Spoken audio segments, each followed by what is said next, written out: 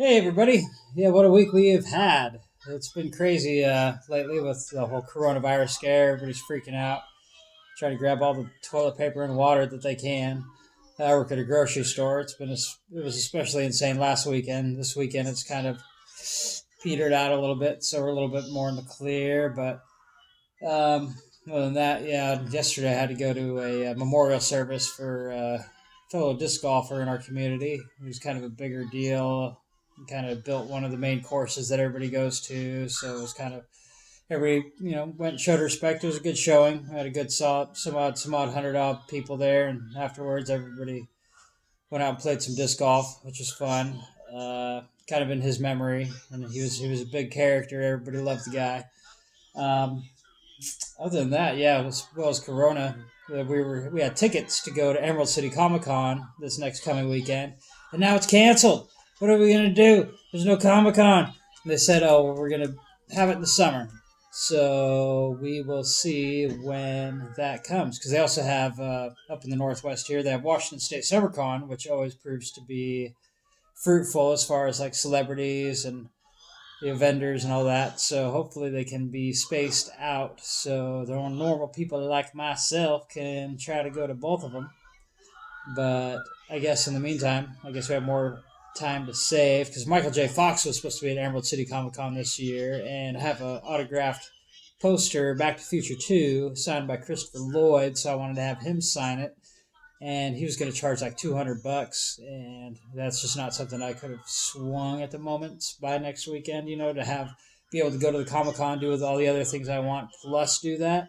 So maybe now, if he's going to come back at the later date, maybe I can actually get in and sign up and get his autograph. I don't know, $200 is kind of steep, but and I'm not even sure how good his signature would even be these days. Hopefully, he's got his ailment under control and can actually do well autographing. I noticed that his autograph times were very minimal.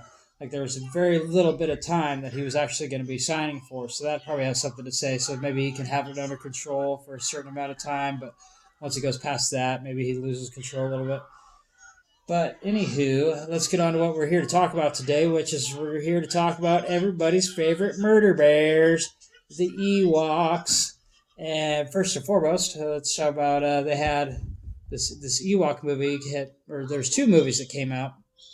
A lot of you will recognize this if you grew up in the 80s and 90s, because this came out in, what was it,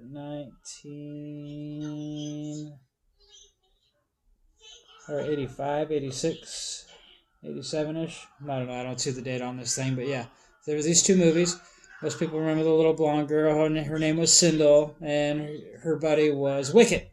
So it was Wicket, Wicket this, Wicket that. Yeah, it was pretty enjoyable for a kid. I really haven't sat down and watched them in their entirety since I've been a grown adult, but I'm gonna have to probably do that one of these days.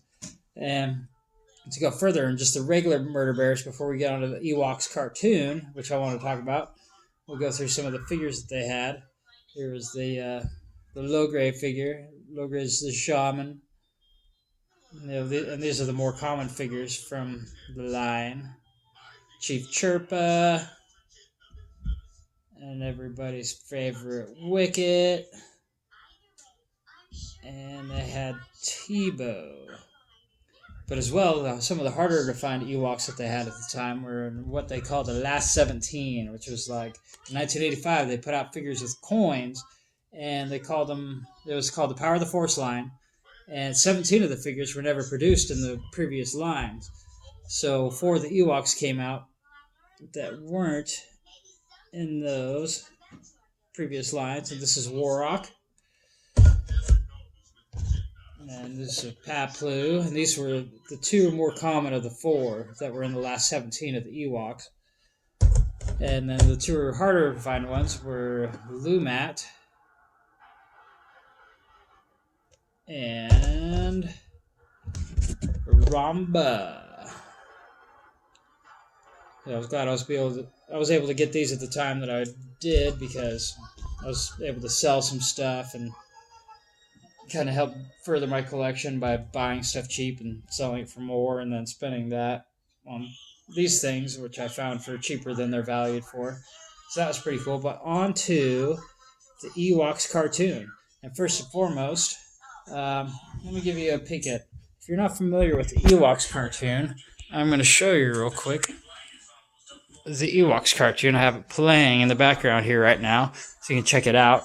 But here is the Ewoks cartoon. You have to let me go. The sacred dust has always been carried to the tree by young men. Oh, but couldn't the tradition change? I'm sorry, daughter. Looks like the Ewoks were behind their time in 1985 as far as equality, maybe. But I think they figured that out since then. That's Low Gray. And then I think you see Chief Chirpa and Wicket's dad, maybe. I'm not quite sure who all the characters are supposed to be in this. So there's Wicket. Everybody loves Wicket. But yeah, so that was the Ewoks cartoon. Actually, I have an old VHS from the Ewoks cartoon. I think it was just one of the movies. And it was this one. Actually, it was probably one of the season storylines. It's called The Haunted Village. It's probably a part of that whole show. I don't think it was anything separate, but I found this on VHS not that long, probably about a year or so ago for pretty cheap. Got it for like $3. It's a pretty cool find. I mean, anytime you find something Star Wars that's old for $3, that's pretty cool. But yeah, so the Ewoks cartoon, they had, I was able to pick up a couple of the animation cells over time. So I got this one, and this is King Gornish. He was like their arch nemesis Ewok tribe. And I can understand because, on some of the later figures they produced for Ewoks, they have Ewoks wearing Gornish heads. So imagine this guy's head, and one of the Ewoks is wearing it on top of his head. So, of course, there's a rivalry. They all hated each other. They were, good versus evil, and the Duloks were always up to no good. Here's another one I picked up at Comic-Con. That last one I picked up off eBay a long time ago for a decent price. But this is what I got at Comic-Con for like only $17, which is pretty sweet.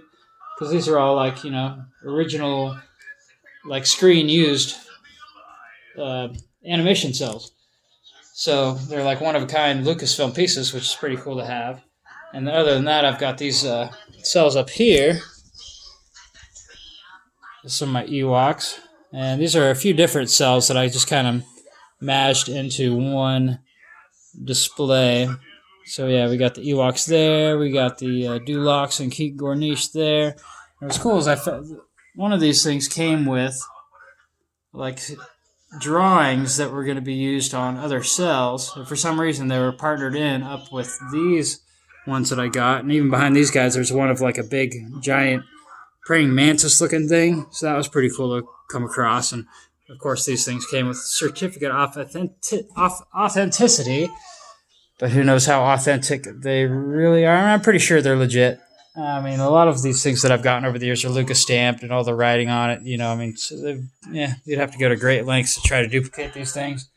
Plus hire somebody that was really good at painting at that pro of a level to copy it, which is, I don't know, it's improbable.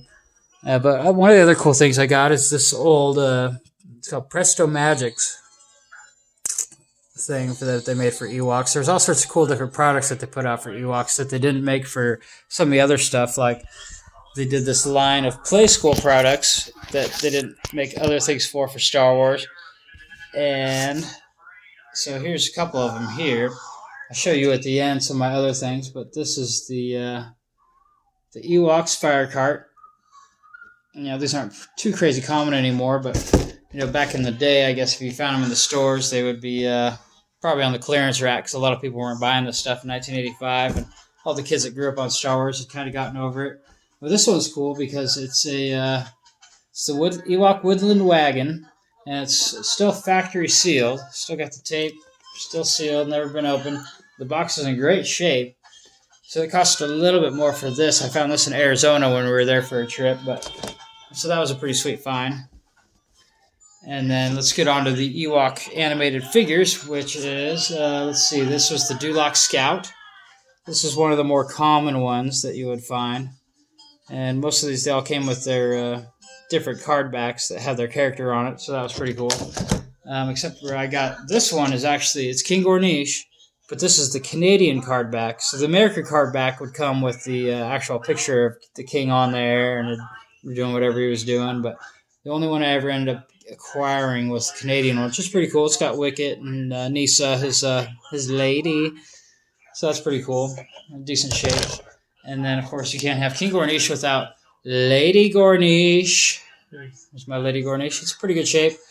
Card's punched, but the bubble's great. It's not really yellowed yet too much. And it's got the nice art of Lady Gornish on there. That was the not the rarest one, but it's probably like the third easiest one to find. And then this one was pretty cool. It's a Duloc Shaman. He comes pretty detailed. He's got a bunch of little stuff. But the thing that's cool about this one is I actually got this one. It's like case fresh, so it's not a reproduction. It's not a redo or anything like that. It's actually case fresh. So the guy I bought it from, actually I got it from the Star Wars store, and he had gotten unopened cases of these things. And this was one of the ones that came out of one of those cases, is the Duloc Shaman. So that was pretty cool. And another one I got out of from the same guy, Dustin at the Star Wars store, was low grade. I picked this up many years ago, so I got it for a little bit cheaper than it's worth now. But this as well is case fresh, unpunched. Everything's perfect, no yellowing. It's just amazing, and I keep my stuff in a pretty, mild, temperate area.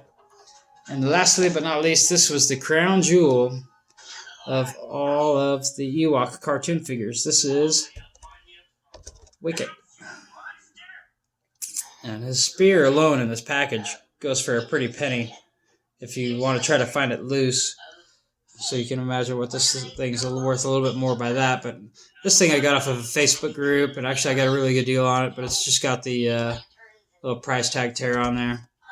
It's still pretty cool. It's not yellowed by any means, and it's Wicket. And that was the last one that I needed for that, so I was pretty excited to get that when I did. One more thing before I show you my Ewok village. I wanted to give a shout out to this guy. My buddy Harold came through, got me my C's from.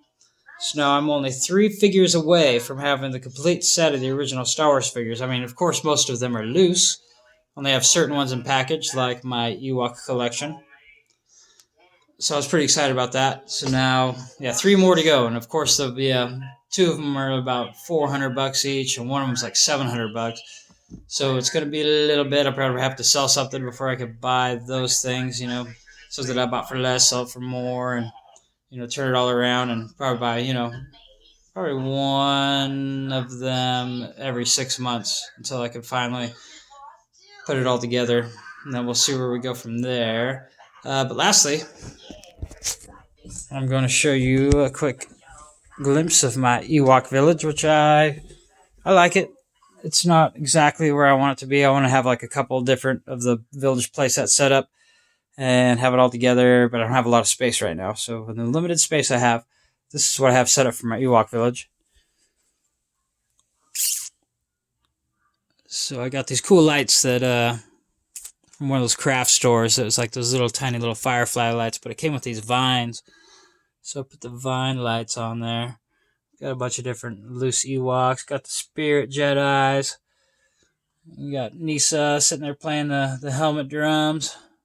And then this thing was cool. It's the Ewok Family Hut.